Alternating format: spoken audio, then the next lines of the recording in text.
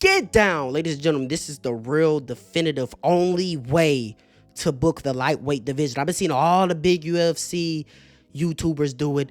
I'm telling you, this is the definitive way. And in the process, I've stacked December's card, UFC 323. We're going to get right into it without further ado.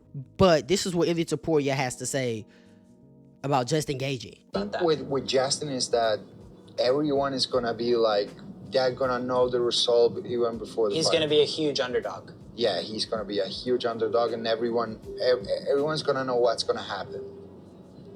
In the fight game, everything can happen, but it's like, yeah, bro, come on. And he's absolutely right. He's absolutely right. Like, we know the outcome if Gaethje steps in there. I don't even know why you want to throw him in that fire. I don't even understand why you want to throw him in that fire. He's the fourth person in line that I would rather see fight for a title. Literally. Ilia Topuria also said something else very interesting in this Nelk Boys little stream he did. He said he's willing to wait until there's a real contender, until the people who need one more get one more. That's going to be very important in this video. Let's hear what Ilia Topuria has to say. Him versus Arman. Now, he's talking about him versus Arman. Nelk, I don't know if his name's Nelk. I'm going to be honest. I'm just going to call him Nelk. I'm sorry. I'm not tuned in like that. He asked Ilia Topuria, what does he think about Max Holloway trying to get back to a title shot? This is what Ilia Topuria has to say about Max Holloway and the rest of the division. And Paddy against Justin will be great. That's what they could do too. But would you want to wait that long? You don't mind? Yeah, okay. Then that's what they should do. I agree with that. Now he goes on to say, in that timeline, I would like to box. Shut the fuck up. That shit. We got business to attend to in the UFC first, kid. You could be old and box. You can't be old in the lighter weight classes and dominate the UFC. So he says Max versus Arman, Paddy versus Gaethje. Not bad. It's not what I'm going to do, though. For all the pro Gaethje fans that make me sick, we're going to call your bluff and his bluff. We're going to give him a number one contender fight. You're not getting a title shot. Arman Tsarukyan, I'm not fighting anybody else unless it's a title. Arman, you need one more. Now, you're the most deserving out of everybody. I will say that. And I do want to see you versus Ilia. I do. That's the fight I ultimately want to get to. But, and I think with this matchup, we will get to it. But we're going to call Gaethje's bluff. The winner of this fight 100% gets the next title shot. Now, Arman probably runs through Gaethje. Ladies and gentlemen, we don't just necessarily have a lightweight problem. We have a Justin Gaethje problem. We have an entitlement problem. We have a UFC problem. We're going to make this the co-main event for UFC 321 in October on the Tom Aspinall versus Ciryl Gane card. That card still needs a little bit of oomph. You know, it has Jordan Almeida Volkov. It's a good fight. You know, it has a decent undercard. The main event, Tom Aspinall versus Ciryl Gane, we're already going into it knowing we kind of know what's going to happen. You know, you can only get so excited for a Tom Aspinall fight nowadays unless it's against Alex Pereira or John Jones. 5-round co-main event, UFC 321, to turn around and face Ilia Topuria in January or February. Now, the reason I say call Justin Gaethje's bluff, because if Justin Gaethje's not willing to do it, well then UFC 323 in December has a main event. And it's Ilia Topuria versus Arman Tsarukyan. That's only if Justin doesn't accept the fight. Arman would accept the fight. He would. He would accept the fight. The UFC says you fight this, you fight for the title next. He's gonna accept the fight. He's gonna make weight. He's gonna beat the shit out of Justin Gaethje, and we will have a title fight. Even Ilia Topuria, I will vacate my title if Arman gets the next. Shut the fuck up. But I understand where you're coming from. That's why we solved this. Now, in the meantime, what do we do with Paddy? Paddy's not fighting Gaethje. Paddy's not fighting Arman. What do we do with Paddy? Well, we're gonna go forward as if Gaethje accepts this fight for October. UFC 323, like I said, I stacked December's card. UFC 323 still needs a main event. Main event, Alexandre Pantoja versus Joshua Fan. Now, it's flyweights. It's hard to have flyweights carry a card. That's why I stacked it. We already know this stylistically, this is the most exciting flyweight fight we can get in the world.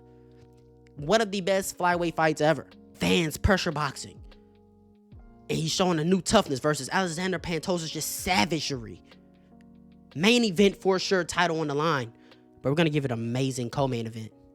December. The timelines work out. Paddy, get your fat ass in shape. Get your mouth guard fitted. We going to war. Co-main event. 5 rounds for the next shot. Max Holloway versus Paddy Pimblett. Who wins? Super stylish. Fun as hell. You got Paddy just being a fucking tank in there. Being huge in there. But he's tough as fuck. He comes forward and poses his will. When he gets his hand on the opponent, he kind of ragdolls him a little bit.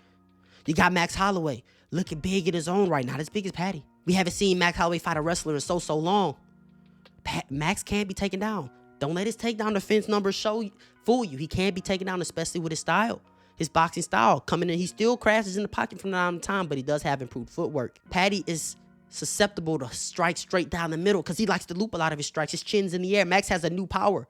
Can Max hurt Patty? Patty's tough as fuck. Crazy matchup. Co-main event for 323 as this is the main event. And if Gaethje doesn't accept the Arman fight, get the fuck out of here. You're not fighting, kid. It could be the co-main event to this. Now it all makes sense like in this timeline. Main event, co-main event. We just had Arman and Gaethje fight in October. They'll be ready for January and February with a title shot on the line for Ilia Topuria. It makes plenty of sense.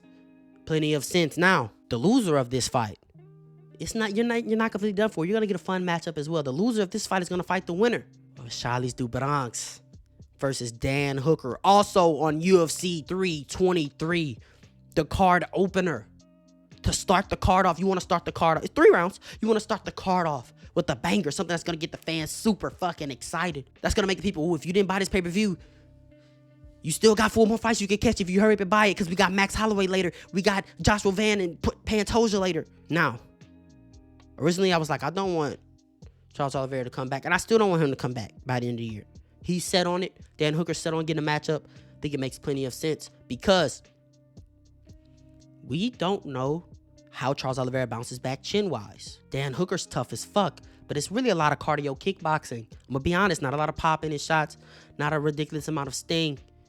I mean, if you look at his resume, let's look at his resume. He's not putting a lot of guys away.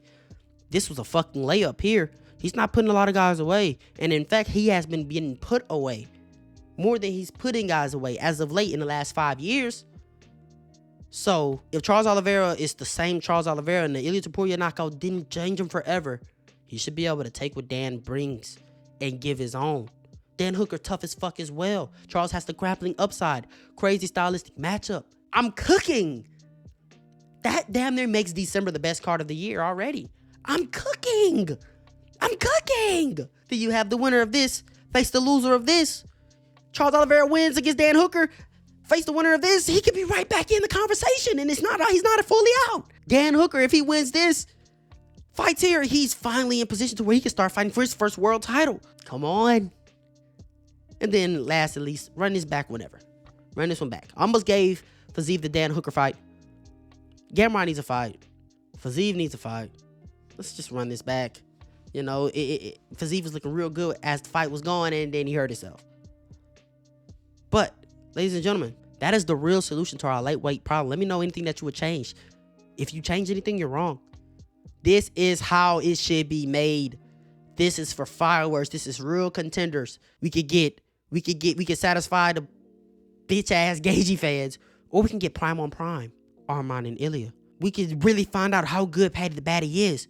We could really see Max Holloway at lightweight. Whole different ball game. We can finally see if Dan Hooker's ready to make that next step or if Charles Oliveira's just not done yet. Come on. Come on. I cooked. Ladies and gentlemen, like, comment, subscribe, share this with somebody I know they enjoy this like you did. This is the real, definitive, the only way to book the lightweight division. You ain't gotta go home, so you gotta get up out of here, man. Yeet.